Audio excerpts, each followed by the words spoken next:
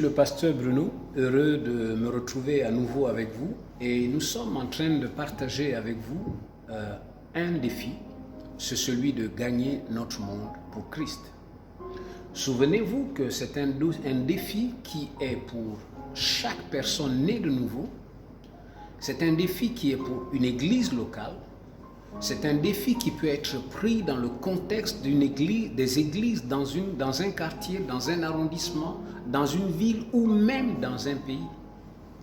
Celui de permettre à chaque membre de devenir un des ouvriers avec Dieu pour l'expansion du royaume de Dieu, mais également la croissance numérique de l'église locale. Nous croyons également que par cette stratégie de gagner notre monde, c'est aussi de permettre à l'Église de devenir présente dans la cité chaque jour et en tout lieu. Souvenez-vous du livre d'Esdras. Parlant des Juifs, on dit qu'il y avait un peuple qui était dispersé partout dans toutes les provinces. Et nous croyons alors que l'Église, par cette approche de gagner notre monde, c'est simplement une occasion pour l'Église de former des disciples afin que chacun devienne un phare allumé dans sa sphère sociale ou dans sa sphère familiale. Alors, permettez-moi de dire que la Bible nous offre plusieurs exemples. Aujourd'hui, je veux considérer quelques-uns d'entre eux qui parlent du défi de gagner notre monde. Jean chapitre 1, verset 40, la Bible nous dit que André, frère de Simon-Pierre, était l'un des deux qui avait entendu les paroles de Jean et qui avait suivi Jésus.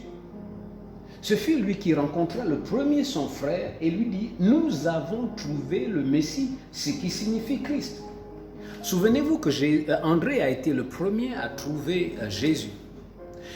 André n'a pas gardé cette bonne nouvelle d'avoir rencontré celui qui l'a sauvé, celui qui l'a délivré, celui qui l'a éclairé pour lui-même. Mais qu'est-ce qu'il a fait? Il est reparti dans sa famille.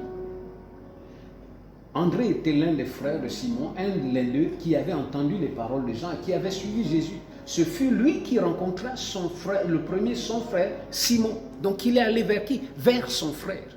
Souvenez-vous que quand nous parlons de notre monde, nous parlons de nos parents proches et lointains, nous parlons de nos collègues, nos condisciples, nous parlons de nos amis, mais également de nos voisins.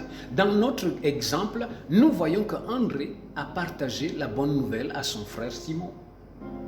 Dans Actes chapitre 10, verset 24, Corneille, qui a reçu une visitation de Dieu, une visitation des anges, aurait pu garder cette bonne nouvelle pour lui, mais nous voyons la bonne habitude que ce craignant Dieu a eue.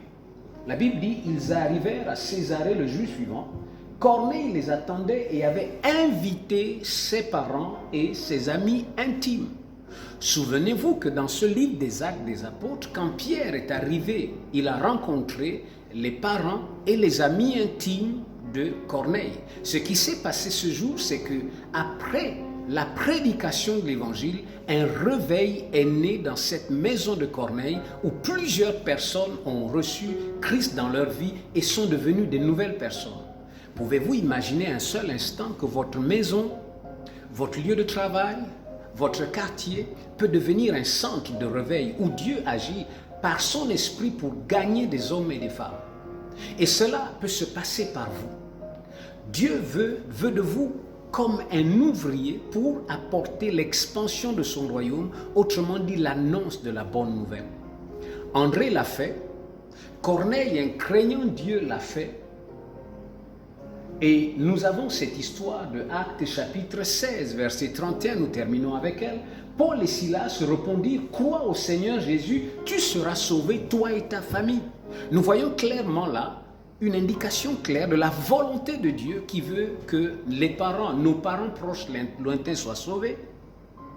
Et donc, nous voulons encourager qui que vous êtes à vous impliquer dans ce défi de gagner votre monde pour Jésus. Que Dieu vous bénisse, à nous retrouver prochainement.